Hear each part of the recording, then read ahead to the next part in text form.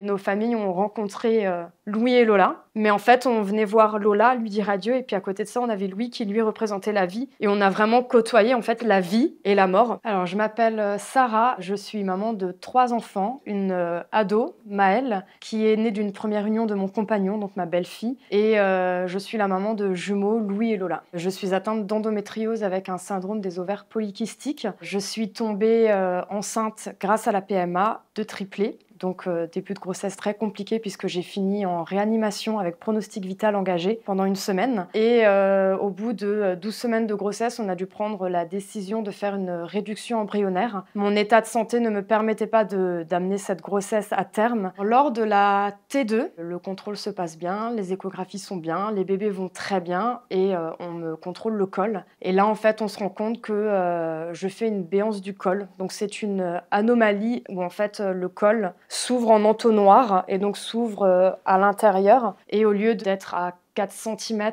de col, il me restait plus que 4 mm.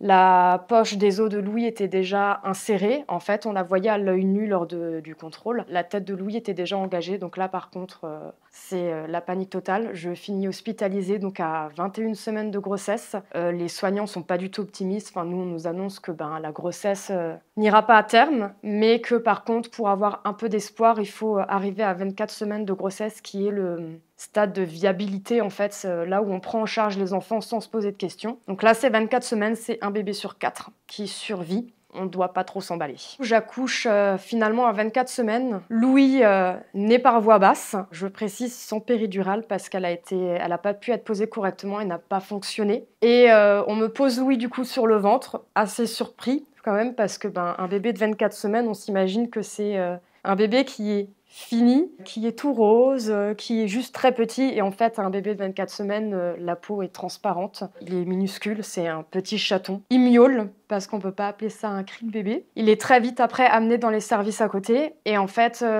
pour la naissance de Lola, ce qui peut être très rare, mais qui est arrivé, faute à pas de chance aussi, le col s'est refermé entre sa naissance et la naissance de Louis. Donc en fait, ils ont essayé d'aller la chercher, sauf qu'elle a pas du tout apprécié, donc elle a fait un arrêt cardiaque. Donc là, c'est le code rouge. Moi, je suis amenée en salle de césarienne. On n'a pas le temps d'anesthésier, donc je subis encore une césarienne, ce qu'on peut dire à vif. Et une fois que Lola naît, par contre, là, on m'endort parce qu'en fait, il devait chercher le 3e, puisque le 3e était toujours là. Je me réveille plusieurs heures après, en salle de naissance. Et Lola, en fait, a été amenée en réanimation. Elle a pu être d'ailleurs réanimée tout de suite. Les pronostics sont bons, ils réagissent bien, ils sont stables. Mais par contre, pareil, on nous annonce que là maintenant, c'est seconde après seconde, minute après minute. On parle même pas d'heure. C'est pas parce qu'à 8 heures ça va qu'à 8h01 ça va encore, malheureusement. Et ça, on l'a découvert très très vite. Louis, par exemple, quelques semaines après sa naissance, a fait une hémorragie cérébrale. Lola, après notre premier pot à pot, a fait une hémorragie des alvéoles pulmonaires. Elle s'en était remise et en fait, 3 semaines après sa naissance,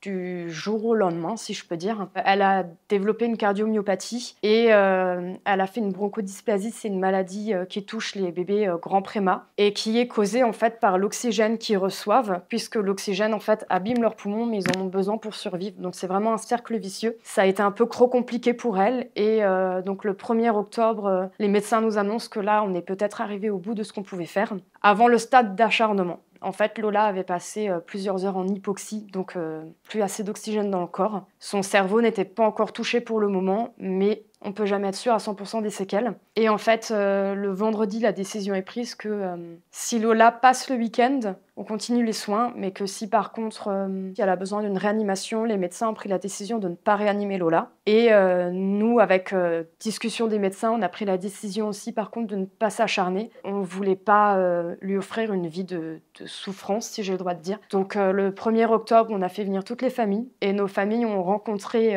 Louis et Lola. Mais en fait, on venait voir Lola, lui dire adieu, et puis à côté de ça, on avait Louis qui lui représentait la vie. Et on a vraiment côtoyé en fait la vie et la mort dans cette même chambre, dans ce service. Et le 1er octobre au 2 octobre, nous du coup, on s'est occupé de Lola. On a dormi dans leur chambre, chose qu'on ne faisait pas jusqu'à maintenant puisqu'on ne peut pas. Donc on a passé une nuit avec le papa, nos 2 enfants, la seule qu'on pourra faire d'ailleurs tous ensemble. Et donc le 2 octobre, nous avons accompagné Lola. Donc on a fait des petits souvenirs d'elle. Nous avons installé Lola sur moi d'abord en pot à pot. Et ensuite, le papa pas souhaité qu'elle parte dans ses bras. Et ça allait très vite. On lui a mis une petite musique qu'on écoutait pendant ma grossesse. Et Lola s'est envolée très rapidement, mais très apaisée dans nos bras pendant qu'on lui parlait.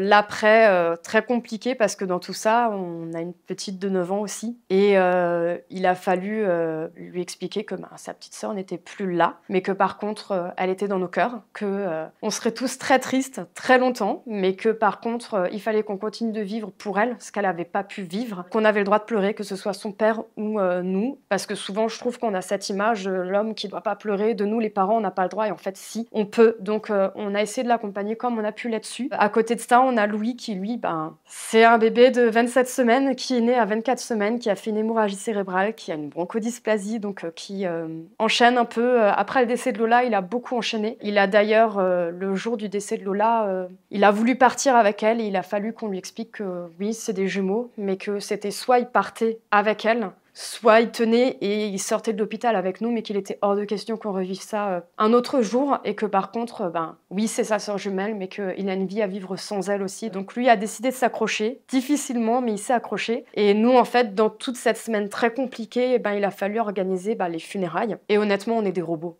Parce que c'est juste pas possible de s'occuper de Louis, qui lui est là, qui a besoin de nous, et d'organiser des funérailles de notre fille qu'on vient de perdre subitement, alors que on y a cru jusqu'au bout. Pour le parcours de Louis, ça a été très long. Après 6 mois d'hôpital, fin janvier, on a l'autorisation enfin pour rentrer à la maison. Alors, Louis vient de fêter ses 3 ans. C'est un petit garçon qui vit. Il est résilient. Il a un quotidien qui n'est pas facile. Alors, il y a pire, il y a toujours pire, mais Louis aurait pu finir en chaise roulante. Il marche.